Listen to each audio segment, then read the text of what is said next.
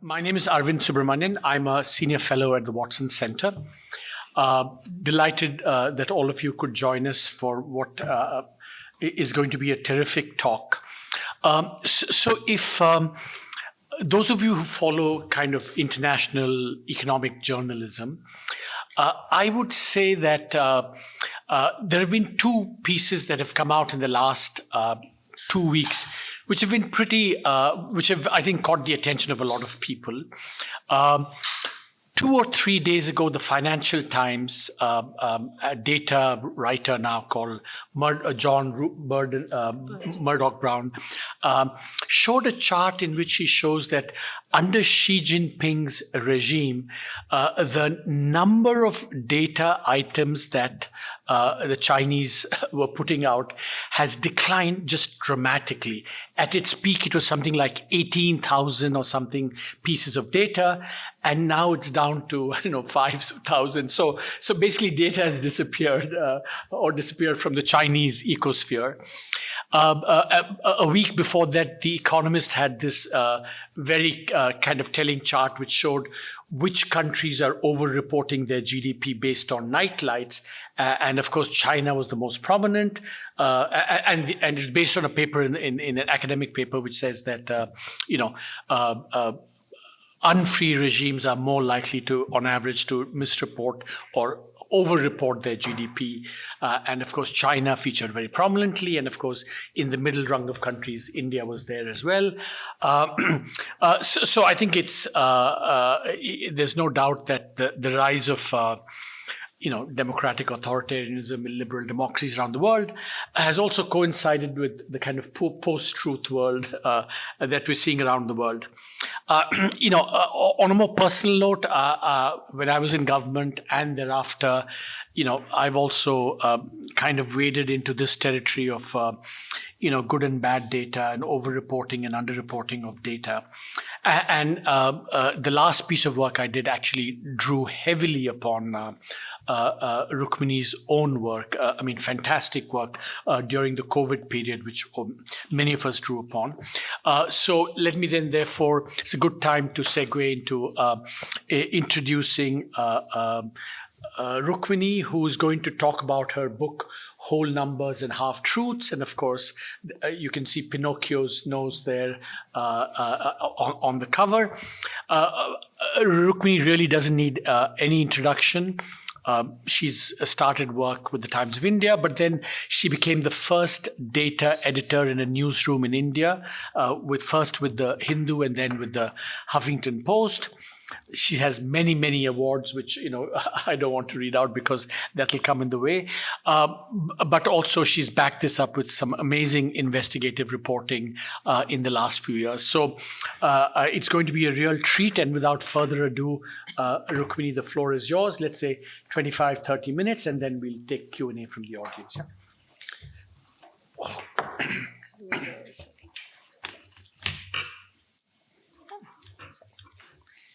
Thank you. Thank you very much for having me. Thank you, Professor Vashni, and thank you for that warm introduction. I'm very pleased to be here, and I look forward to questions, particularly from students. Thank you. Particularly from students afterwards. Nothing is off limits or a holy cow. So, feel free to ask me burning questions about India, data, the book, writing, whatever you want after the talk. I've been a journalist in India for some time now. Straight out of journalism school, I ended up doing what rookies in all professions do, which is you are dispatched to the sort of furthest reaches of the city where, the more important people have, more pressing things to do. So you as the junior person are sort of dispatched, as I was, first to the sort of ends of the city of Mumbai that I reported on at the time, then the wider state, the region it was in, and then increasingly across the country to report on things from elections or sort of, big tragedies, slum demolitions, cultural movements, all this sort of stuff across the country. And I didn't realize it at the time, but in hindsight, I feel like what I was being essentially paid to do was to understand the nuts and bolts of Indian democracy as they operate on the ground. And this went on to be very helpful when I made this turn towards data journalism sort of midway through my career. I had never studied maths, stats, politics, economics, science, anything of any particular use. So at some point after doing this for a while, I decided to do... I studied psychology, but do not ask me why. I have no good reason. I drifted into it at age 18, like one of many vices that you might drift into at age 18. So I don't remember a word I studied from there. It's not made me at all perceptive. So I did this sort of master's in development studies halfway through, and I was exposed to both qualitative and quantitative research around India for the first time. It had never truly occurred to me that there were people out there doing work around India and South Asia. And so when I returned to India to work, all I knew is that I had this notion that I wanted to incorporate the research I had encountered into my field reporting. I don't think I thought of it as data journalism at the time, but that's what it went on to be. So the very first story I was dispatched to do was around food insecurity, because this was the time in 2009 and 10 when the prices of essential food commodities had escalated dramatically. And I was sort of parachuted into one of the poorest parts of the country to report on food insecurity, which is the sort of standard operating procedure for how journalism across the world is conducted. So I landed in this, poor part of the country to look at what was happening about, how households were taking decisions around food, what it meant for household budgets.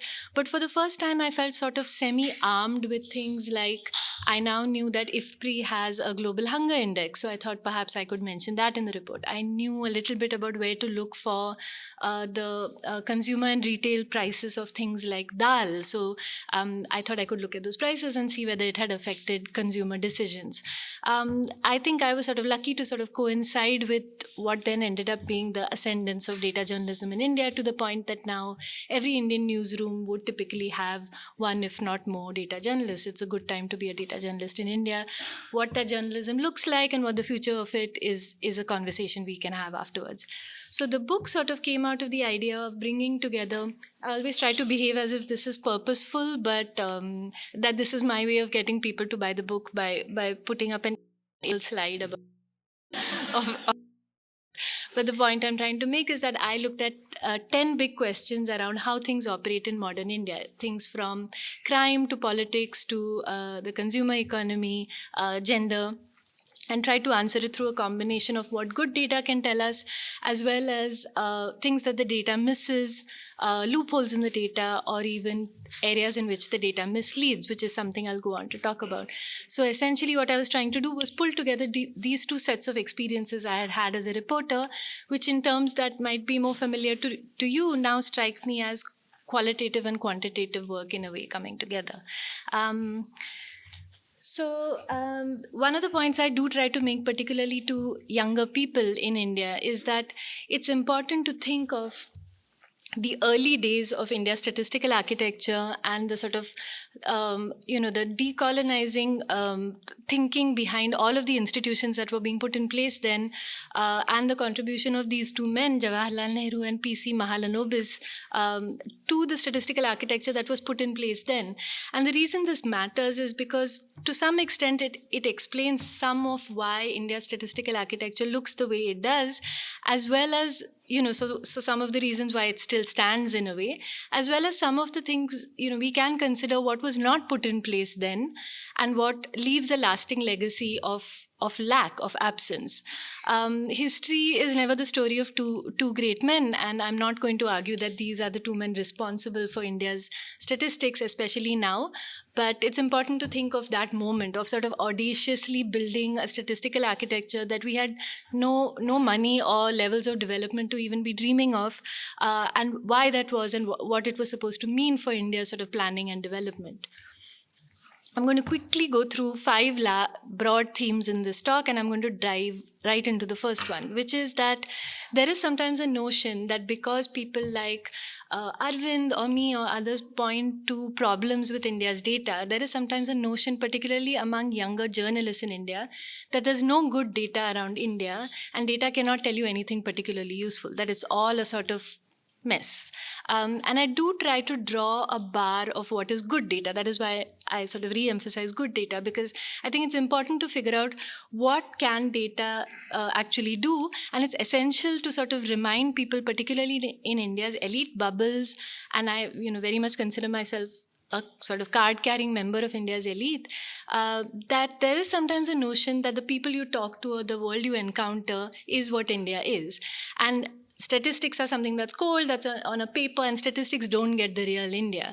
But I try to sort of push back against that, to argue that statistics sometimes tell you stories about India that India's elite would miss if they only spoke to each other. So one of the points I try to make is around the role of ideas and ideology in Indian elections. So there's, India's media has this sort of morbid fascination with the power of money in Indian elections. And sure, there's money, and it's a sort of, it makes it unusual perhaps from some other circumstances. But by talking sort of exclusively about the role of voters taking money in elections, we sometimes describe, we don't accord the same respect to the Indian voters to sort of think about their own ideas and ideologies the way we sometimes do to other contexts. And this chart and this data assembled by the political scientists Rahul Verma and Pradeep Chibbar shows, for example, that the ideological beliefs of voters who typically vote for India's 2 largest parties are remarkably consistent over time. So you would actually call these fairly ideological people. And this isn't something that's hard to encounter. So I have a story in the book, for example, about a conversation with 2 women voters. And both of them have taken money from the political parties they plan to vote for the next day. But that's not it. They have a lot more to say about why they're voting for the party they choose to vote for. One of them considers it a feminist vote. She wants to vote for a party that's led by a woman because she thinks that's essential. The other one is voting for a party who she believes stands for social justice and federalism. All of these are sort of elevated concepts which sometimes get flattened in our reporting of Indian elections. The other point I do try to make often to the Indian elite is that this notion that intercaste mixing, particularly in the context of marriage, is now extremely common because this is something people encounter among their own friends, is not borne out by the data. The share of intercaste marriage among people in their 20s in India is no different from what it was among people who are now in their 90s. Young Indians and their grandparents essentially got married in just as endogamous a fashion as their grandparents did, and I don't think this is something many among India's elite are willing to confront. I think there's a particularly sort of sharp and damaging dimension to not paying attention to enough data around health. And this means that we went into the pandemic, about which I'll talk a bit at the end of this. We went into the pandemic without sort of basic understanding of how people access healthcare, what the barriers to it are, where the poor go to access health, even among just levels of falling sick. So one of the things that happened between India's first and its truly brutal second wave is that there was a lot of conversation around why don't the poor seem to be particularly affected? Why aren't poor Indian states affected? Why are the numbers so low? What's going on? Is it the BCG vaccine? Is it some inborn immunity? And there was also a sense that non-communicable diseases, which we now know are significant risk factors, there's often a sense that these are lifestyle diseases that affect India's sort of indolent rich and don't affect the poor, which we now know from data is not borne out well by the data. So it's a good chance that we were missing the role of comorbidities in the vulnerabilities of the poor between these 2 waves, in which we essentially just didn't pay enough attention to thinking about how disease spreads. So that's the question of do we have good enough data, and are we learning enough lessons from good data? But the sort of biggest issue to me around data in India is the sort of uncritical and very problematic way in which data without context is presented to the public, which goes on to lead to not just damaging or misleading perceptions, in the case of crime, I argue that it goes on to lead to problematic laws that will leave a shadow across my lifetime. So one of the things that happened in 2012 following the brutal assault of a young woman in Delhi is that there was this sort of outpouring among women of a need for a long overdue conversation around sexual violence and sexual assault. This was essential, this had to happen, it was clearly long overdue. But what we used as our way to understand, or sort of as a proxy for the experience of violence, was police statistics. And I'll argue that this is a dangerous way to think about crime in India. So in this chart, on the horizontal axis, you see violence as reported to the police per capita. And on the vertical axis, you see violence as women say that they experience in surveys. Of course, the DHS comes with all of its problems. Household surveys are not going to fully capture sexual violence as experienced by women. But be that as it may, this is what the data looks like. So I argue that we typically look at the bottom right quadrant. That's what makes it to the news. Those are the Indian states that report the highest levels of per capita violence to the police. And you'll see Delhi there. And because of that, what ends up happening is the biggest sort of policy response being more policing and more street lights on the streets of what is already one of the richest parts of the country. While the top left quadrant is the one that worries me the most. These are the states with the lowest levels of crimes reported to the police, but the highest levels that women say that they experience in household surveys. So there's multiple problematic sort of directions going on in that one quadrant. And without the sort of triangulation that you are unlikely to see in an Indian newspaper, you're never going to get any closer to sort of this slightly more complicated way of thinking about it. There is a bigger problem with the way we report. Which states, if I may ask? Bihar and Madhya Pradesh are among them. And there is a further dimension to this, and which is where it gets particularly dangerous. From having been a field reporter, I knew that using police statistics as a way to understand crime is always going to be problematic because of the sort of push and pull of social forces that go on in a police station that often have very little to do with the objective truth.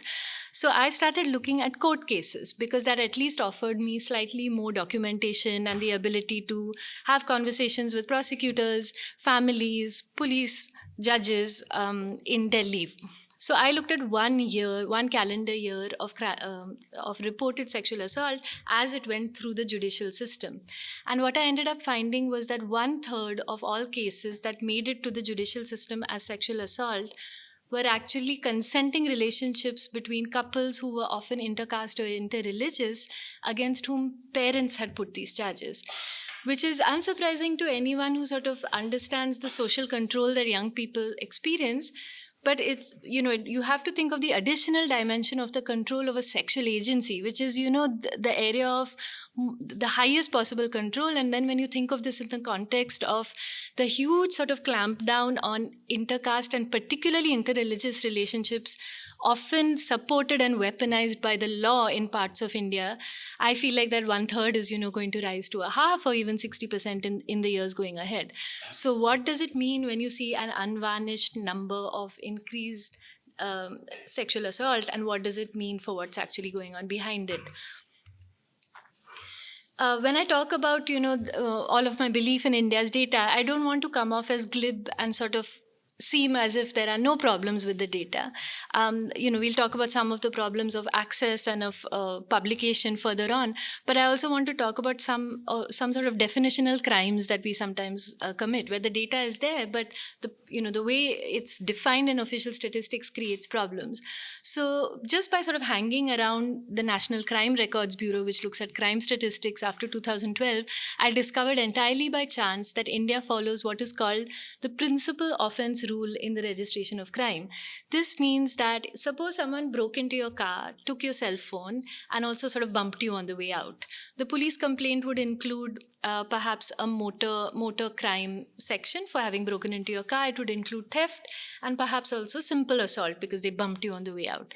Only the police section that carries the highest possible sentence makes it to official statistics. This is ostensibly to prevent undercounting or double counting, sorry, not undercounting, overcounting, to prevent double counting.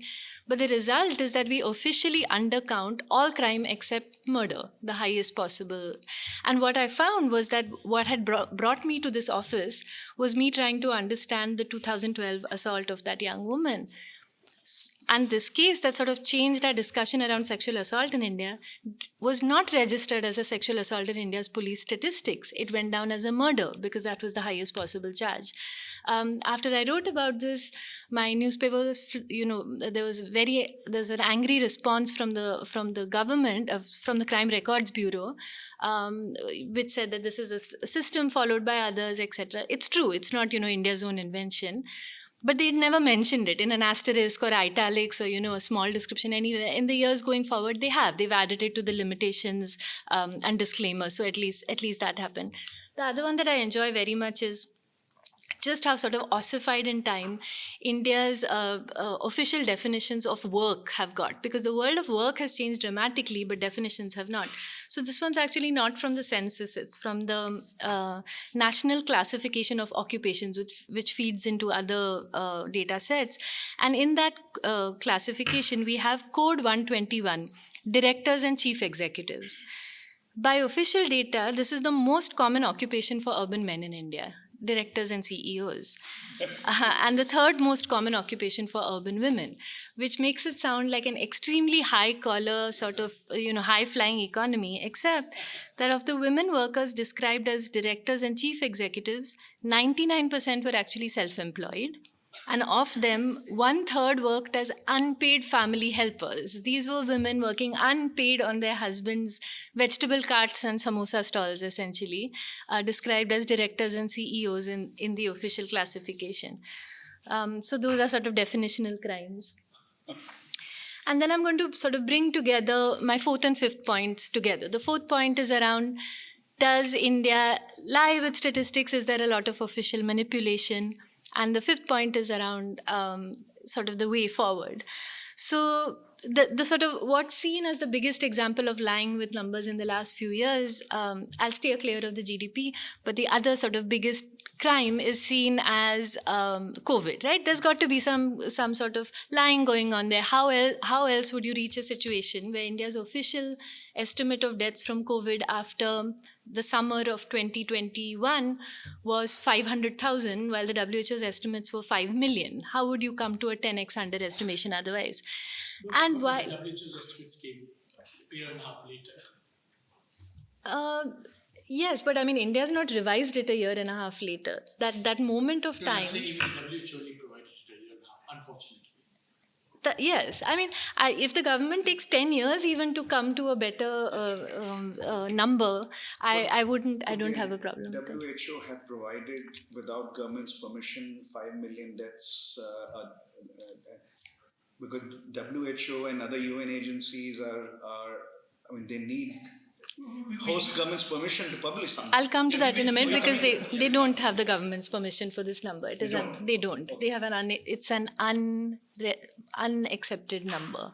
So there's an asterisk there in the WHO's report. Okay. But there's a story that we'll talk about later. Yes. So sort of the broader argument I want to make is that, sure, we can talk about, examples of changes in methodology that produce different answers, and talk about whether that is manipulation by another name. We can talk about whether delaying or not releasing data is, in a sense, manipulation by another name. But I do want to also talk about the sort of structural and legacy issues that lead to bad numbers that aren't about manipulation, but that matter a lot. And in fact, I think that manipulation is actually an easy answer to reach for, because it makes you picture a sort of all-powerful bureaucrat with his grubby fingers on the numbers, changing them for clear political objectives. That needs less work in terms of pushing back. This needs much more work. So I just want to tell you a quick story of how we've got to this difference. First is the question of why should we believe that there's something off with the numbers? Why shouldn't we just believe India's numbers? Well, in the early days of the pandemic, there was no possible explanation for why India's numbers were so much lower than in the rest of the world. More importantly, within Indian states, there was no good explanation in the early days of the pandemic for why some states were reporting much higher numbers than others. So the question we all, and not we all, the question many asked themselves between the first and the second waves was, is there something exceptional going on in India? While I believe that we wasted a lot of time with that question, and the question we should have been asking is, why is there something exceptional in the Indian data? The question was really around the data. So one of the reasons we should be skeptical about COVID data has nothing to do with COVID. In 2017, India's official count, death count from malaria was 192 deaths, while the IHME's modeled estimates, with an asterisk for all of the problems that go along with the IHME's modeled estimates for the same year were 50,000. That is a 40x and underestimation that there was neither any media coverage of nor any government, pushback against. So we've done a bad job for many years of accurately counting deaths from disease. This has been slightly updated in the last year or so, but we also went into the pandemic without administrative abilities that were able to capture all deaths, particularly in rural areas and more likely among women and marginalized groups. We do miss some deaths. We have a huge problem with medical certification of death. India's richest and most developed state of Kerala still medically certifies, means a certificate that establishes cause of death, just 1 out of every 5 deaths, India's richest, most developed state. We've simply not got these systems working well where we have an established medical cause of death. And then there are some pandemic specific issues, one of which is this. While we officially adopted the WHO's classification of what should count as a COVID death, on the ground, state governments only accepted deaths that had COVID positive test prior to death as COVID deaths. Reporting by me and others has shown that not a single state accepted suspected COVID deaths as official deaths, although the WHO required us to do that. There were supposed to be 2 codes. And then when the second wave hit, this was no longer a debate. I mean, it's hard sometimes to explain just how hard the wave hit virtually every Indian household. I mean, you would be hard-pressed to find an Indian household who doesn't know someone who died in India's second wave. And so it became all the more imperative to figure out what was going on with those numbers. So early attempts were extremely low-tech, and to me, which leads into my last point about, how can we come together?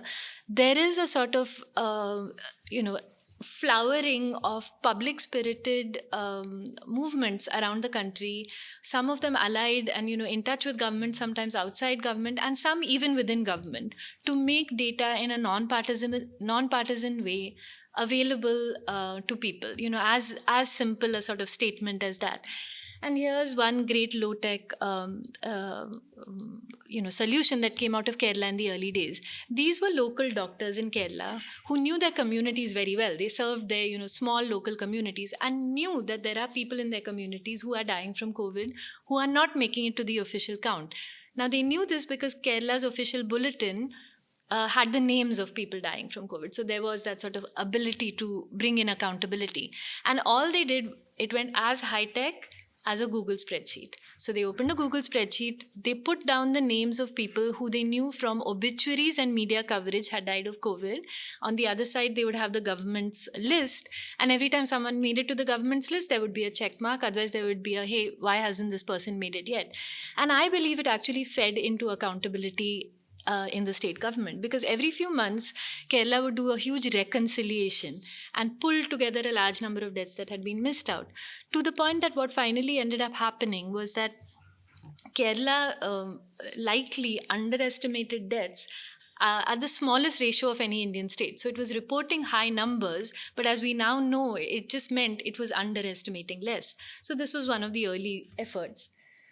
What also began to happen in non-English newsrooms in non-big cities was local reporters at much greater risk and cost than those of us in English newsrooms experience, feeling that they had to do something to better serve their communities, because they knew that they were seeing these huge numbers that weren't being reported.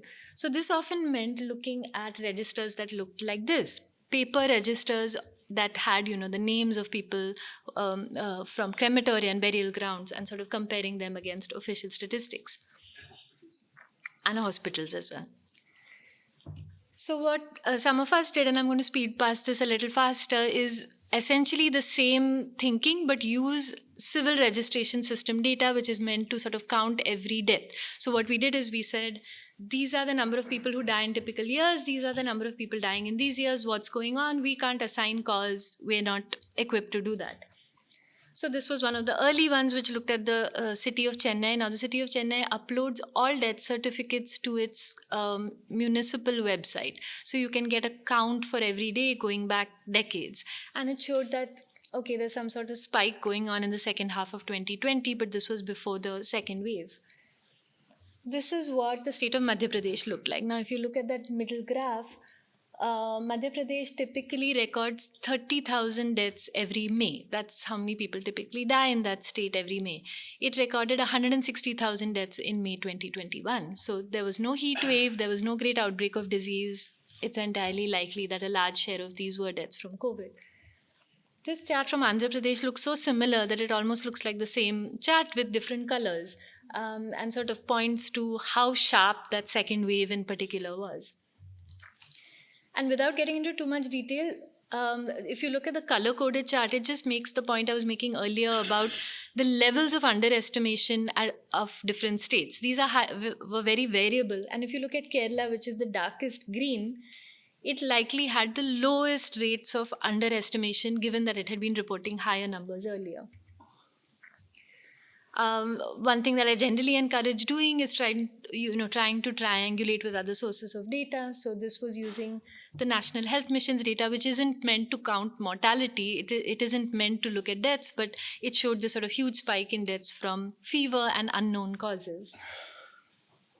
And these are sort of academic estimates, some of them updated, that were produced using this the point that I mentioned earlier, which is that I was not equipped to ascribe cause. So this I left to other people. I'm just going to try and end with two sort of big learnings from this. One is that, to me, the big silver lining of the last 2-3 years has been this coming together of a public-spirited community in India, some of them with tech abilities who have other day jobs but want to use their tech abilities to do good, whether it is coming together around floods. They sometimes sort of pull together, hey, how can we dispatch resources to the people who need it most, just perhaps working out of a spreadsheet. Sometimes it is bringing together COVID data and thinking of how to sort of support this community of people, whether with tech abilities or not, to do a better job of this is something that perhaps as well. Simultaneously, I don't want this to seem as if it means that it absolves a democratically elected government from producing the data that it needs to produce. But there's no point me saying this and sort of ending here. So thinking about what are the safeguards that we need to make sure that data that was produced as part of the official system but never made it to public view, what do we do when that happens beyond hand wringing? Do we need to think about legal protections? Do we need to use this moment to think about what India's National Statistical Commission should look like, beyond what Mahalanobis and Nehru thought of back then? What should it look like, and what is the sort of both the political and the legal mobilization we need to do to make that happen? So those are the sort of 3 broad points I'd like to leave you with. Thank you.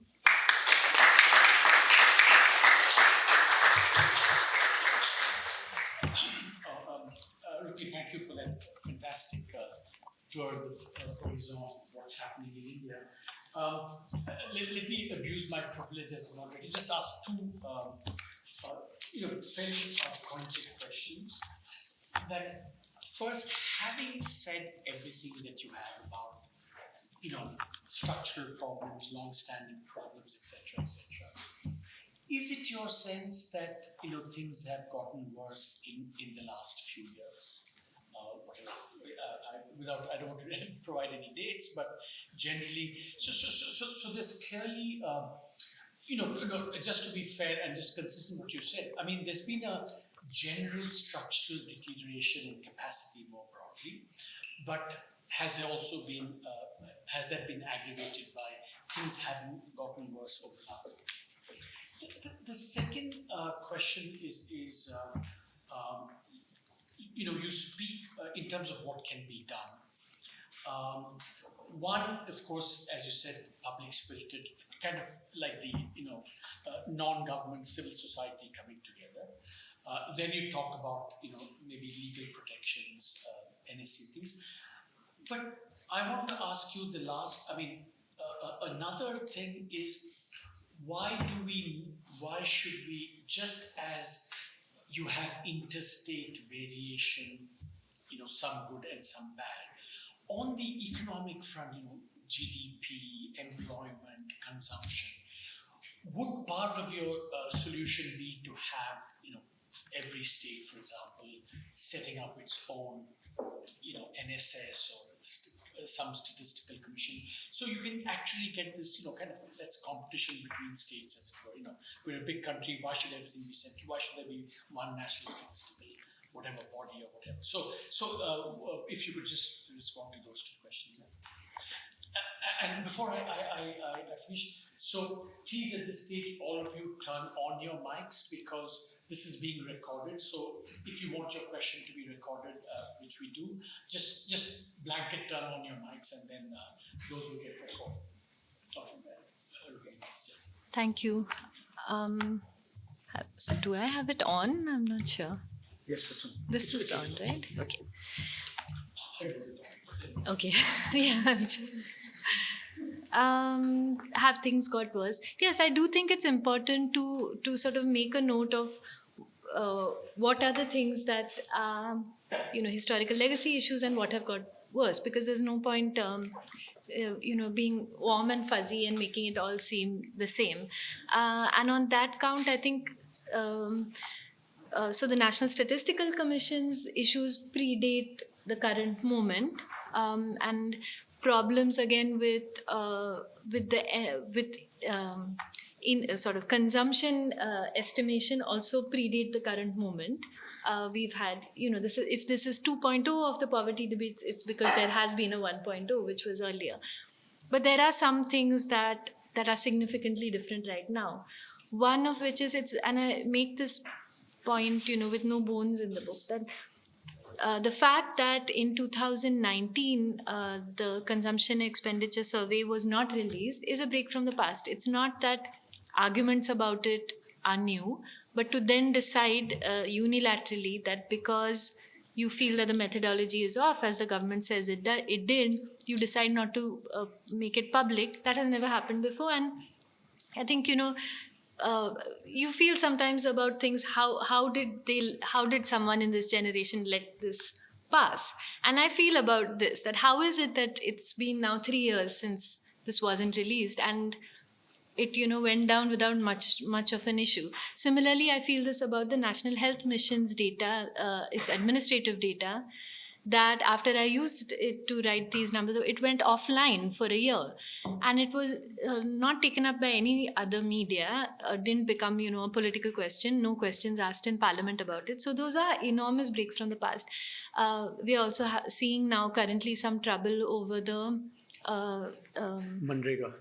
No, the census of enterprises. What is it called? Economic census. Economic census, which is now delayed, and there are again questions about the methodology. So those are all breaks from past. I also think the sort of, the extent of hypercritical attacks on either people using the data to say unflattering things of the government or, sort of attempting innovations in data, the tone and tenor and extent of pushback against it is also unusual.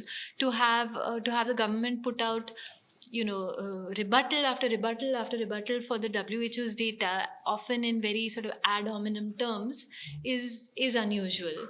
They also did it to the GDP stuff. I see. Ad hominem rebuttals. I see. Okay, so none of us here are untouched. So those are unusual and those deserve talking. And, in a way, they also deserve talking about in the context of the fact that on some counts, there is now so much more data and in such better shape than ever before. We now have the End app, which allows not just access to digitized data, but also allows merging data sets, which I know would make the hearts of people with better abilities than me glad, because it appears to be something people have long wanted to do with data, which they haven't been able to. So there is that too. So particularly in that context, then using data to say things that the government sees as critical, and then that pushback against it becomes all the more sort of hypocritical in a way, if you are committed to making more data available. On your second point, I see that happening quite a bit, actually. I see quite a lot of state governments seeking help with doing more at the state level. There is now improved state capacity in many states to be able to do this. There are also a lot of academic institutions that are setting up across states that can assist governments to do this. But given the, almighty mess that administrative data, especially at the state level, often is across the country, I don't think we should underestimate just how much work it will take to make state level data or state produced data decently usable.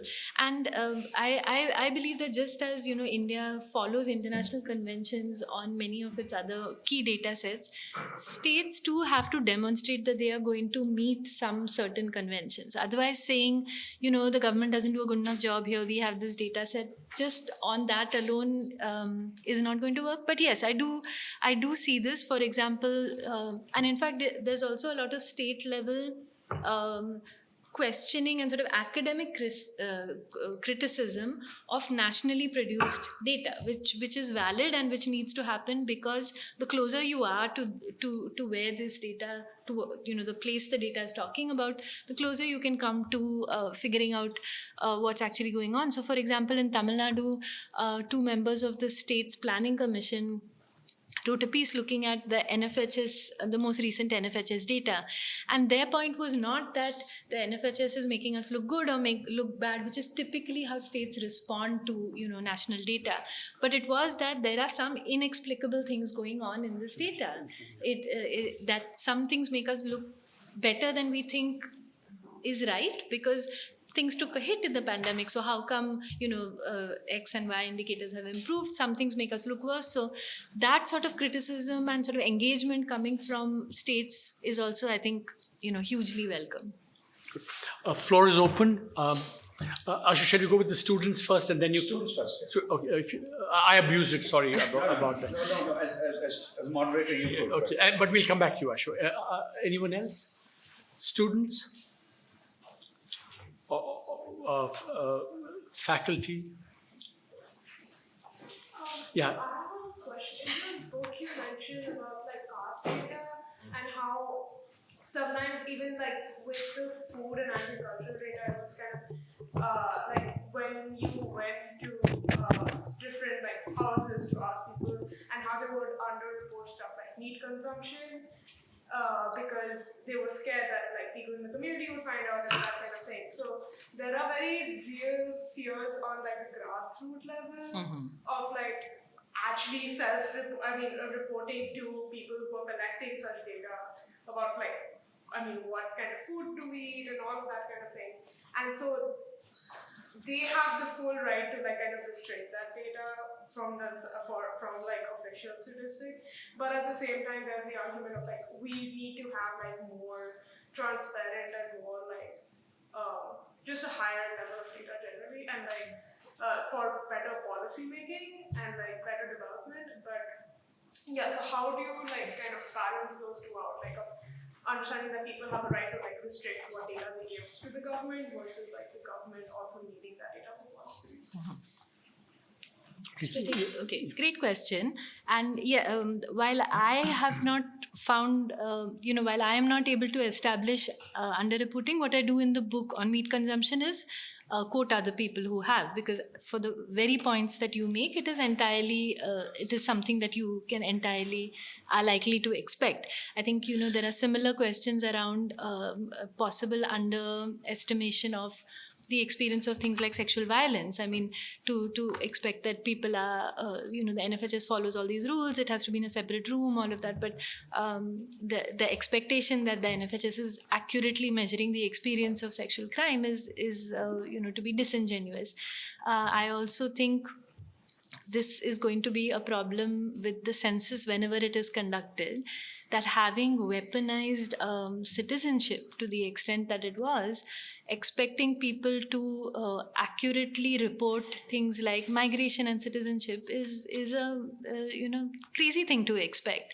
And in the census in particular, you are obliged by law to respond accurately to the census. So you can opt out of the NSSO, but you cannot opt out of the Indian census. So I think the way academics, I don't have a way to solve it, but the way academics sort of try to fill in the blanks here would be to do smaller, more qualitative surveys. So as we see with crime, for example, which I mentioned in the book, is that you would expect that it's possible that India underreports property crime. And then smaller surveys done in places like Rajasthan show that that is the case, that property crime is heavily underestimated.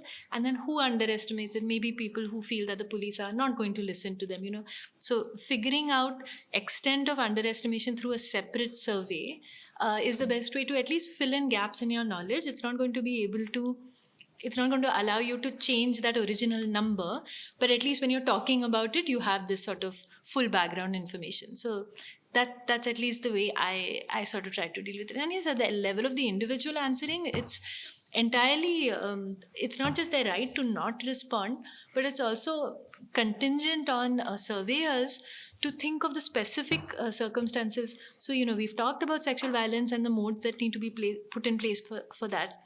But I don't think there's any particular thought that's been given to questions around migration and citizenship for the census, because there isn't even an acknowledgement that it is now a dangerous thing to answer in India. Similarly, around interreligious marriage, I don't think, it's a dangerous question to answer now in India, but I don't think, at least on official statistics, there's no acknowledgement of that yet. Yeah, please. I'm Asim. We've spoken in India. We have never actually met in person, so it's a pleasure meeting you here and listening to your talk. I actually just wanted to bring back some of the changes in the data landscape itself. And of course, there is the state question and how much capacity it has. But in the digital age, you also have huge intermediaries. And we had a brief discussion at that time. But since then, for example, Google or Twitter or Instagram, Facebook would have a lot more of our daily lives recorded than perhaps any agency could dream of. What is your experience with or understanding of how this landscape is now shaping our capacity as a public, not just as a state? And secondly, relatedly, I think following from your question about veracity of data, is there this public-spirited community that, can you just delve a little bit? Is it, my sense is like South Indian states have it much better. I come from Rajasthan. Mm-hmm. So can it be generated, or is it has to be imported? So okay. What is the sense? Like, is it Madras will do it, or Chennai will do it always better than Delhi? Mm-hmm. Is it just the maths history of statistics, or is it something that can be learned and not just imported? Thank you. Let's take one more question. Yes. Yeah, please. Yeah, and then so you can answer the two together. Is that okay? Rukmini, yes, absolutely. Yeah. Okay. So thank you, Rukmini. Thank you for your important work. And sort of related a little bit to the previous question, which is to say this kind of this contradiction which you kind of, it emerges in your work, which is on one hand the proliferation of public data portals and dashboards, and supposedly like all this data is now, or at least large parts of it, are in the public domain.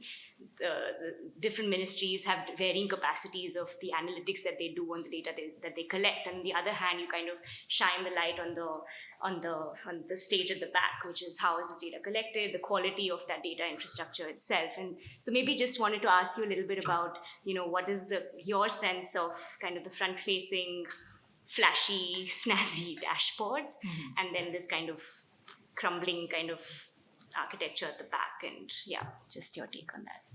Yeah. Thank you. Such great questions. So the great omission in my book is any data from any of the big tech companies, and it's not out of not asking; it's out of not getting. And again, this is something that I think perhaps in for the 6 months after the book came out, I did some hand wringing about it.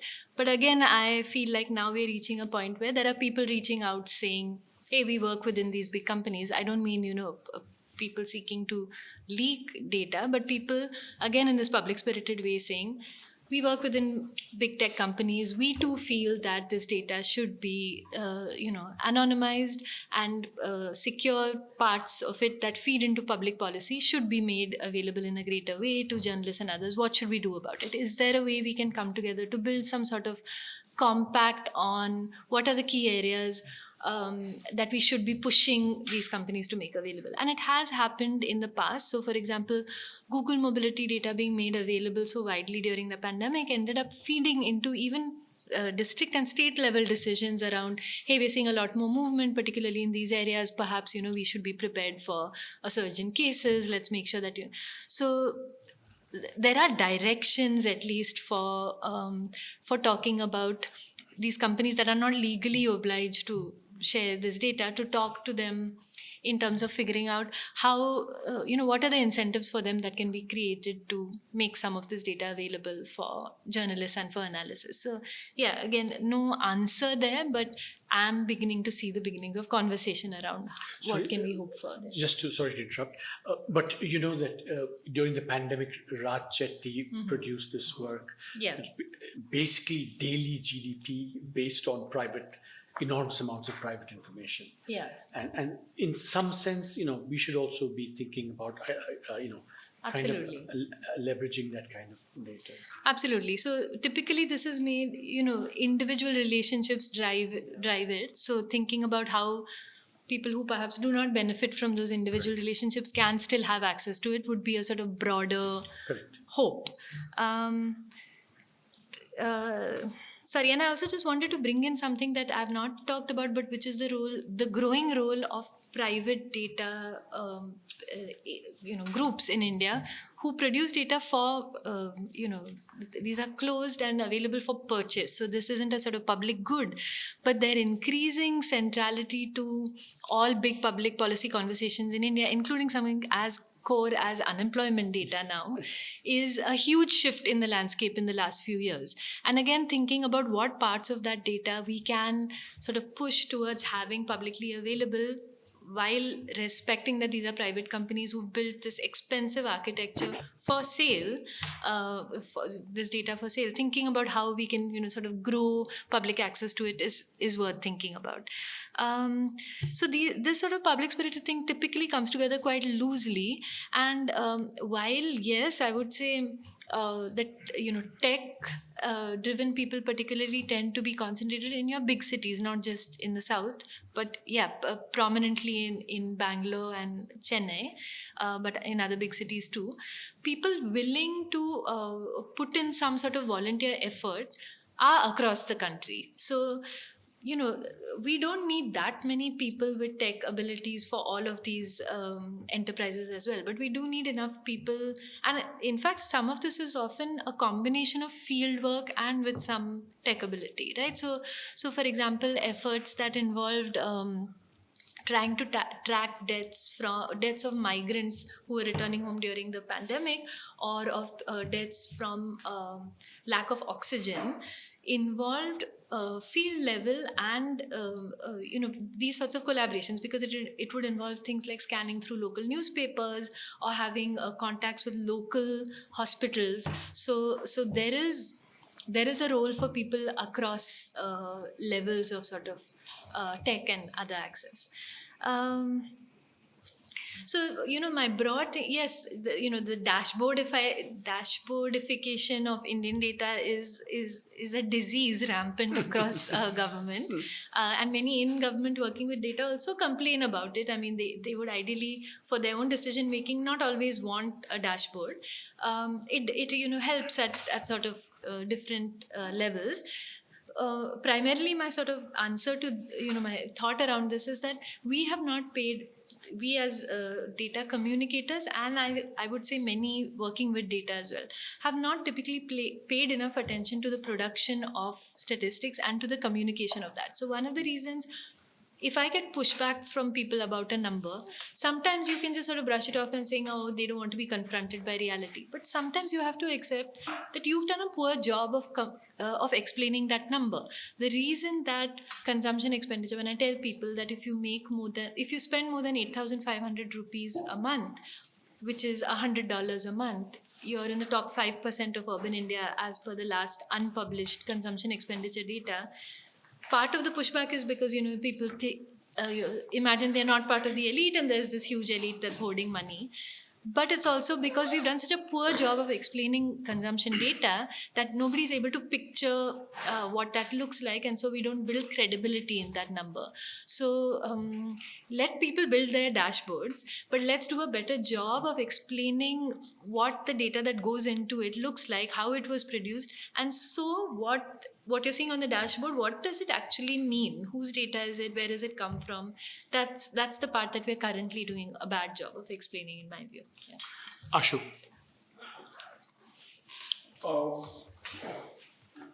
One comment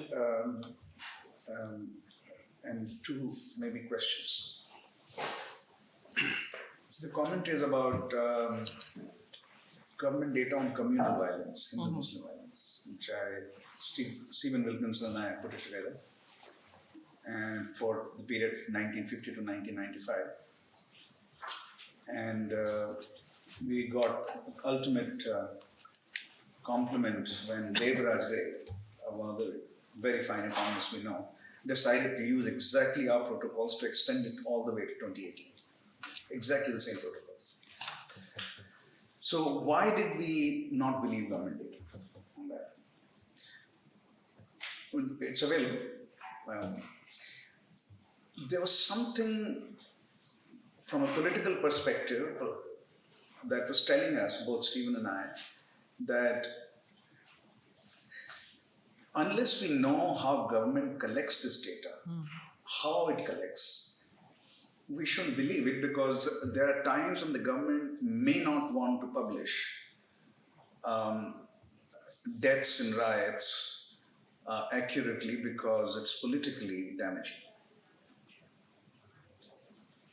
So, especially given the foundations of Indian Republic, which was born in bloodshed, and 250,000 at least deaths, up to 500,000, and 15 million migration across the world.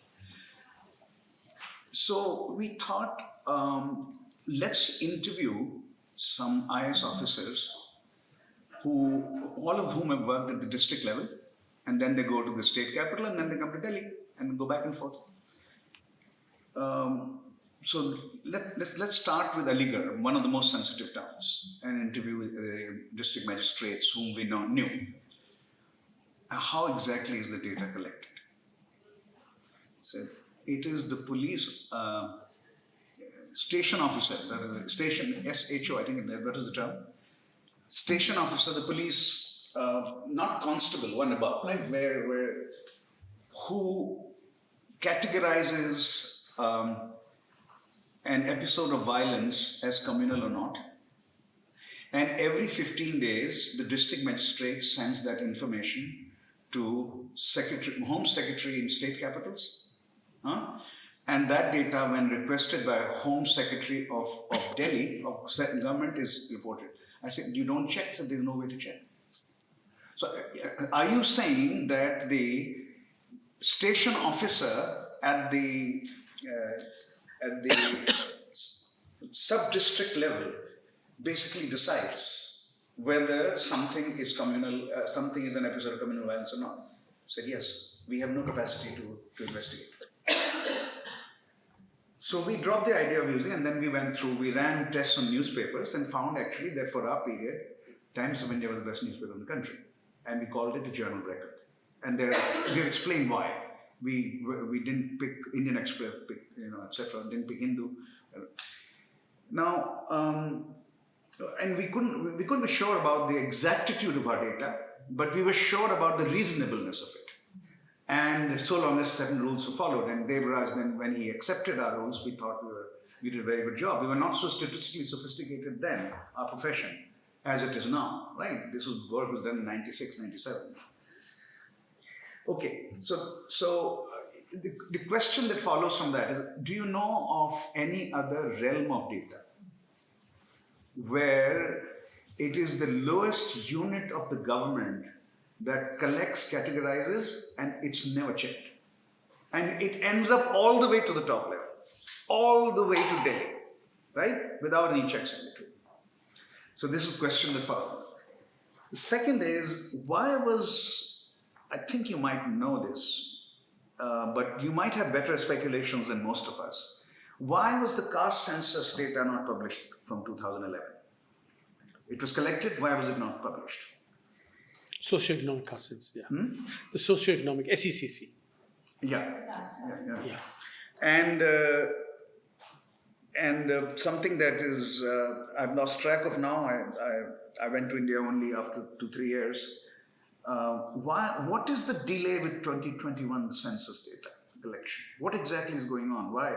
Is it going to be collected, or is there's going to be a 10-year gap and then we have data in 2031?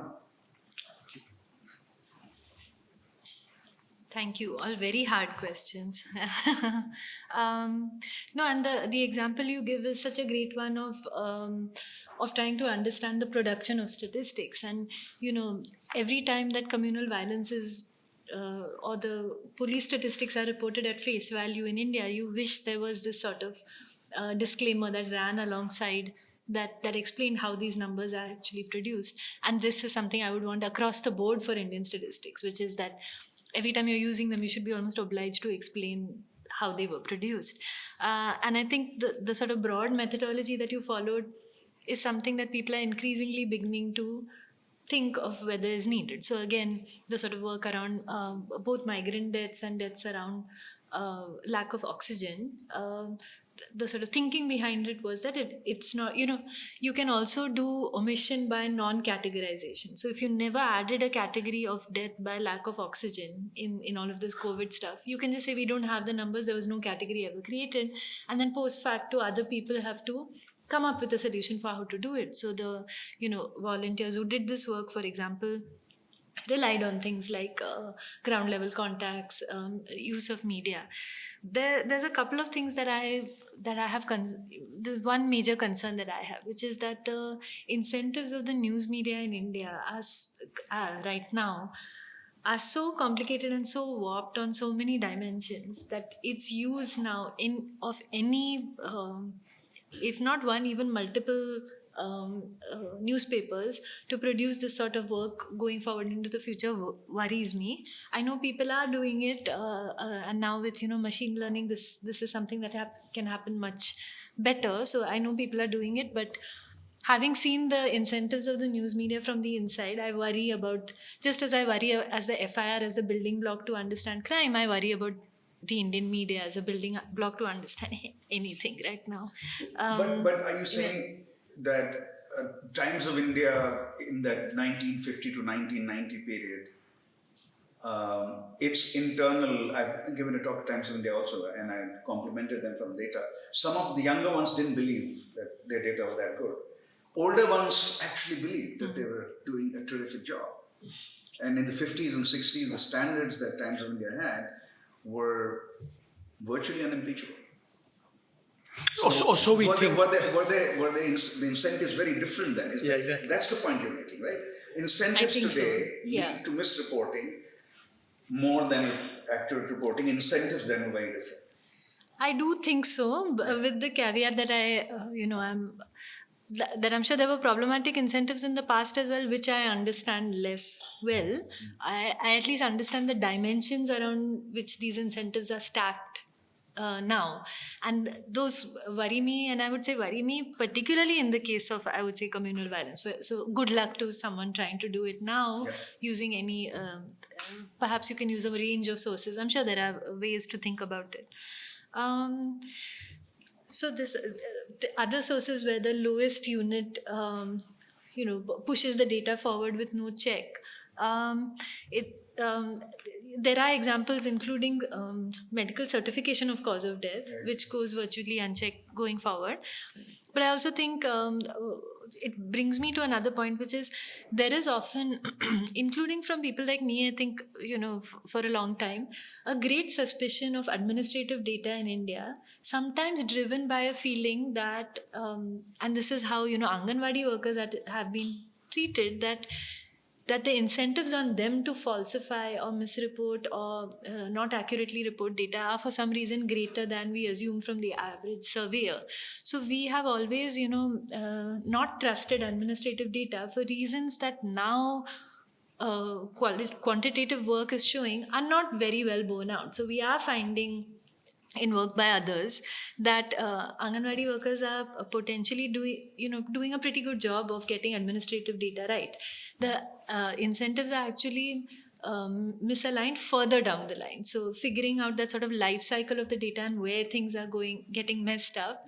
You mean further up the line? Sorry, further up the line, yes.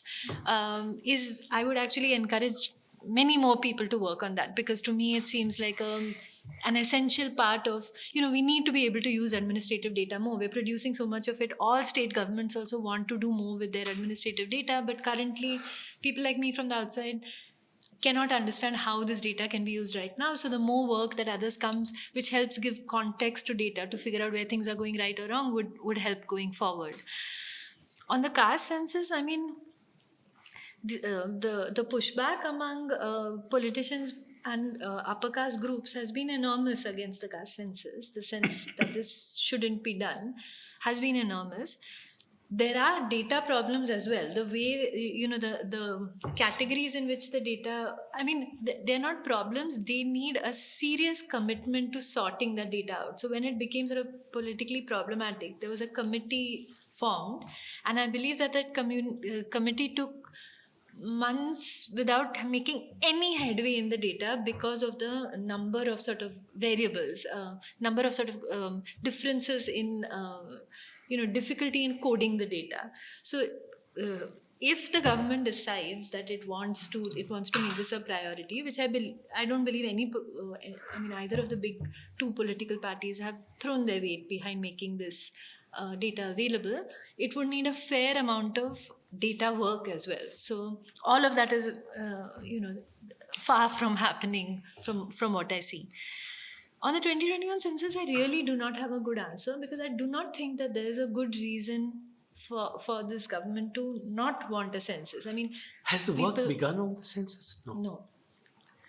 It's not started now. There was a date given for the next round of notification. I really actually don't have a good answer. For a while, it seemed like it was expedient going into the pandemic, since we just had the CA NRC protest, that it was expedient then. But then the pandemic happened, and now I don't have a good answer. Arvind, can I take 2-3 more minutes on this caste question? So, there's a book by Nick, Columbia guy? Nick Dirks. And it's very relevant to anyone who's working on caste. I think here is one way to picturize what was happening. 1931 census, right? The last caste census. The census officer and his deputies, not the top guy, let's say going to Tamil Nadu and asking 31, this was given up altogether after that, right? Meeting a Chettiar. What are you? No, and they say, I'm Chettiar. So, no, Chettiar, what do you do? Bank, so you're a businessman, you're a Vaishya. No, I'm not Vaishya, I'm Chettiar. No, you're Vaishya, these are the categories here, right? So this kind of problem, Brahmin category was all India category, Dalit category was all India category, right? But if Kshatriya was not all India, Vaishya was not all India, and OBC is of course not all India, right? So a caste system which is radically decentralized, other than the top category and the bottom category, right? Radically decentralized, was being put into national level caste categories. And the radical local decentralization and the centralized category construction couldn't be brought together. That is, I think, what you're calling data problems. This is not a political issue. This is simply how do you represent the lived reality with categories that you may have developed. No, but This is when Nick Dirks says that the Chettiars are being told you're Vaishya. Chettiars, no, we are not Vaishya. We're Chettiars, etc. So, no, I think she had a question, please. Sorry. So I think my question about all of it is, so essentially sometimes what I've been doing in research as work has largely been interviewing folks. And so what I essentially do is the baseline job of it. And so one hesitation that I've often seen, and this is a very micro question that I'm hoping leads it to a larger conversation, but participants or folks that you're interviewing that come in that you actually talk to have always complained about a tendency of data hoarding and the need to kind of ask, why do you need particular kinds of data? And me being in the position of being someone who was collecting the data often had no response to that question itself. And I think that's something I've seen in research by institutions mostly, and that to private institutions, even not public institutions, which is largely that then you can kind of have a commentary on everything happening in the world if you have numbers for everything happening, but you never provide context. And so in that way, when folks even answer any of these questions, they keep that in mind even in the answering part of it. So even when we talk about quantitative data in some way, there's such a big qualitative element that I feel is fundamentally missing in the process of collecting the data itself, because it's even the interviewer sitting over there and communicating why I'm collecting the data from you. And if you can't actually justify your reason for doing that, I feel then the data you're getting isn't accurate. And so I'm wondering when we talk about data problems in general or accuracy of data and all of that, do you think there's a communication piece problem over there of intention of data collection that comes into question when we're talking about the inaccuracy of data that is collected? No, I think that's a great question, and I think that's entirely, it's an important dimension to consider. I think you see this quite upfront when it comes to opinion polling that feeds into elections, for example. It feeds into electoral forecasting, which has become the sort of number one job of opinion polling in India, not into, although that same data is then, if you're going to use this data to just produce forecasts, that's fine. Yeah. But this same body of research has been used to produce all manner of theories around the Indian voter, Indian politics, the compact of the Indian voter with Indian politics, all of this, which leads to things like unemployment always being the number one question for why Indian voter ever says they're voting for the party that they're voting for. I mean, you've had unemployment move from being very high, very low, and not in any way being explanatory to electoral outcomes, which doesn't make anybody think twice about how they're asking questions. So these questions are often being asked before an election when there's a very real perception of the danger associated with answering those questions. All of these sort of which could potentially feed into these responses. So I'm completely willing to believe that this is an understood dimension of answers, and I think we see it quite directly when it comes to questions around voting in particular. Yeah. Good. Here, please. This is a fantastic one. I really, sorry. I think it's because you won't be recorded otherwise. Okay. You need Thank you.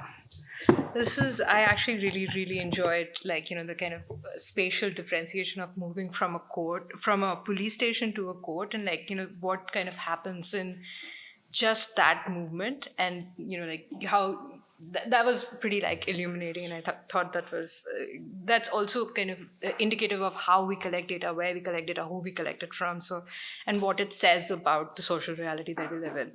But that being said, I was actually kind of wanted to follow up on Asim's question about the intermediaries, right? Mm-hmm. So he's talking about a very different kind of intermediary, the big tech companies and the data that they hoard.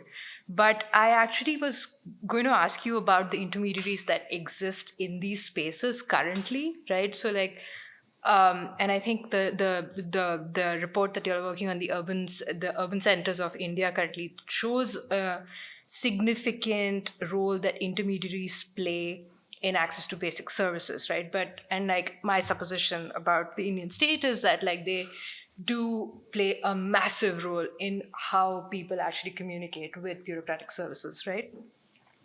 So I was actually wondering about the kind of, role that they potentially have in kind of obfuscating some of the data that is generated by these mechanisms, these survey mechanisms, or these administrative authorities that, we rely on a lot of information for. So, and also what is their relationship to institutions such as the Google and Facebook, etc., which hoard a lot of data today.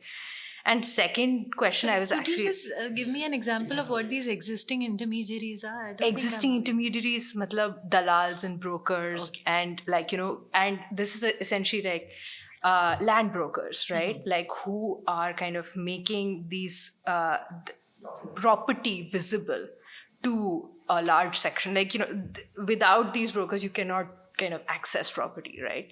So how do you kind of think about property in terms of the intermediaries that exist in these spaces, right? First of all. And second of all, oh my God, like that brings me to the land data, right? And the kind of, what is it called? It's like a database, like statistical MIS that they have created, which has codified all of the property data in most of the states. And they have these like high numbers, like 93% of the data has been digitized. But actually, when you look at the property layers, the maps, right, 2%. 2% of the maps have actually been digitized, and they are now using drones to kind of, make them, visible. But that's obviously not taking off, right? And there is a reason as to why this happens. So, because it's an intensely political process, and it's like deeply engendered in our caste and societal norms, right? So in that case, that actually takes me back to Ashu's question, is like these structural fundamental issues that we have in creating data in the first place. So, I mean, sorry, and this is like the skepticism coming in a little bit, like the kind of, the CRS that we talked about, right? Does that actually provide a counter to this kind of structural, fundamental way in which we have constructed society in India? Sorry. I don't feel smart enough to take this No. one on. It's not. It's a very simple question in the sense that, like, it's such a, matlab, like, there is a reason why some things are obfuscated in Indian society. There are caste category. The problem of why the caste census has not been done since 1931, right? Like even after Nehru Mahanopolis's push towards like a statistical modern state. So, and those problems that you essentially said, the 20-year-olds are marrying in the same way that the 90-year-olds are marrying. So do you think that if we still kind of persist towards understanding of society in this modernist way, we can actually, find a solution? Like, is this the kind of route we should be taking towards finding a solution towards a very structural problem? I think we're reached the bewitching hour. So, and there are two more questions. No. Let's take the question. Let's Yeah. take the questions. Well, there are two take more, the and then you can respond together. Sure, yes. Yeah. Please, quick, yeah, if you don't mind. This is a sexual violence question. Is the data further aggregated by area, urban, rural, all for children, male, or do universities and India use data sexual violence? Thank you, Rukmini. I learned a lot today. So this is sort of tying down the whole discussion about what are the incentives for data collection. And I'm wondering, what role does economic theory possibly have to play in like understanding these incentives? So just two examples from my own work. Like one I was telling you about, where I'm looking at the route of the Ram Rath Yatra to and then use Professor Varshney's data to predict riots. And the other example is using medical records or actually emergency records to get a proxy for data for the numbers on sexual violence in Haryana, because they have one-stop crisis centers. They've got what, sorry? One-stop, they call them one-stop crisis centers. So Amir Khan did a One of feature on them on Satyamev Jayate. So the reason that I am doing this is because I want to get rid of like this misalignment of incentives in data reporting to get some sort of exogenous variation in these factors I'm interested in studying. But I think like my question, especially like reaching out to a wider audience with this body of literature, is that I'm always faced with the question, why am I using an instrumental variable when I could have just used, the existing data on riots or the crime bureau data on sexual violence. So I think like my question is more about like I do see a solution to the data collection misalignment, and I think it also comes very nicely in your book from the different sources of data from which we can measure behavior. But I think my question is more about how do we convey that? How do we communicate science? And how do we tell people that we're doing this because of this misalignment problem? Okay, you have the last words Okay. on. I'm going to start by saying I've never been more acutely aware of the fact that I've not studied economics and politics than while answering these questions.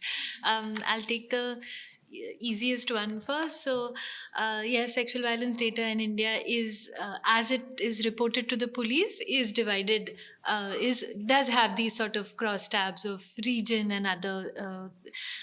Indian college campuses do not separately maintain this data, but by we have age group data, so it allows us some of this. But all of this data then suffers from the. So I think there's good reasons for great skepticism around all sexual violence data involving people in their late teens in India because of this extent of criminalization of sexual agency among young people, and we're seeing this played out in the data as well. I'm going to pick the easiest parts of your question and just talk about one aspect of this property data, which also brings me to, when I talked about private data groups earlier, there are your big well-known ones. And then there are a lot of intermediaries who, in a sense, rely on loose privacy laws. And you would not even know that all of it. So, for example, I registered a one-person company and I had 6 human individuals from 6 banks show up at my house the next day to offer me loans. Not even, spam text or actually showing up. So you see this particularly when it comes to property because that is particularly valuable information. So I've seen a proliferation of startups with questionable data sources. It just brings me to, I'm just, going to bring in one. When I did a presentation for a group of bureaucrats in one state, and I pulled up to talk about sort of India's statistical architecture, I pulled up a picture of surveyor standing in a field in the 1930s in Bengal, and I was talking about how the Bengal government then was trying to estimate crop yields, and one of the things they did, sort of famous experiment, was to look at the plot by plot estimates, and then Mahalanobis was trying to sort of pilot what sample surveys looked like, and then did a sample survey. They did both, and then the sample survey came closest to the actual number, so it was a good demonstration of sample surveys being good. And at the end of the talk, the bureaucrat came over to me and said, you know what I'm trying to figure out right now? I'm trying to figure out how to accurately measure crops, plot sizes and estimate crop yield. 90 years and his key problem was essentially unchanged. So on the one hand, we have this, literally this dark web going on with property data and private companies. But the fundamental question of how to align incentives to get plot size right is virtually unsolved. And yes, every few years there'll be a new thing. Drone. Now we'll do satellites, now we'll do drones. That's the only thing that's changed. I have no solution. This is just my observation on this. On your question, so yes, I would think that this would typically, and this communicating these other variables then often veers into the pushback is, do you not trust the government? Is there something, why aren't you believing the government data? So these sort of ways of, doing very narrative demonstrations of what the data is getting wrong is essentially, I think, the best way to get past it. Of all of the journalism I have done till date, the part about this disconnect between police statistics and court data has been the most long lasting, because I did that, I think, 7 years ago, and I still hear of it being cited when things like this come up.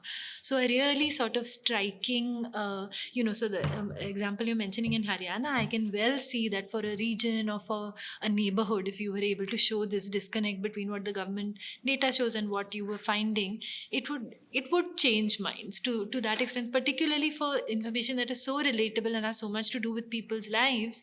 One good narrative demonstration of this disconnect, it's not a very good, I don't have I can't help you. I can't help people in academia. I can help journalists, because for journalists, these sorts of descriptions are easy to do. I don't know how that would translate into your work. So Rukmini, before I thank you, there is, just on a personal note, one category of problems we haven't touched upon, which I, working in government, found actually, it was like a moment of epiphany, which is how much good data that there exists, which is not divulged and not used. I'll give you two examples. In one of the economic surveys we wrote, we used the train data to calculate migration across, and the second most egregious one is GST data. I mean, I think what Archimedes said, give me a lever and a place to stand and I'll lift the world. I mean, if you gave me literally 10 people in 3 months, I could use the GST data to do GDP stuff, like this. And that's been there for 6 years. It's fantastic data. So there are as many things of, having them and not using them, good data. It's not as much as all the problems that you've I'll just say one thing, which is to say, I'm working on a solution. Oh, good. In fact, that was one of the questions I was going to ask you, to tell us what you were going to do next. But maybe over dinner. Yes, I can't be public about it yet, but we can talk about it. So let me thank all of you for coming. It's been a great session. And above all, Rukmini, as you said, we've learned a lot. Reading your book, also all the work that you've done, pioneering work, it's really been, really set the standard for, getting the truth out, for bravery, especially when COVID happened, the stuff that so many of you were doing in Gujarat, Madhya Pradesh, Chennai, Tamil Nadu, it's really, I think, changed the landscape so well. So thank you very, very much for not just the presentation, but for all that you do as well. Thank you.